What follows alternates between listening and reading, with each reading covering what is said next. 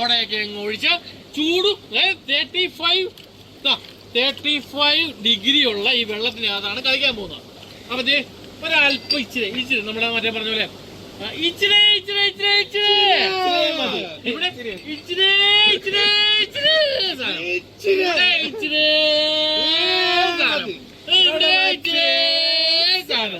ഇനി ഞങ്ങൾ ചെയ്യാൻ പോകുന്നത് വേറെ ഒന്നുമില്ല, വളരെ സിമ്പിൾ ആയിട്ട് സ്കോച്ച് വിസ്കിരെ ഒന്നുമില്ല, ഇതൊന്നും അടച്ചോട്ടെ. അടച്ചു കഴിഞ്ഞാൽ ഇവിടെ കിടക്കട്ടെ. ഇവിടെ നമ്മുടെ സാധനമുണ്ടോ, വേറൊന്നുമില്ല, സാധാ സോഡ ഒരൽപ്പം ലേശം ഒരൽപ്പം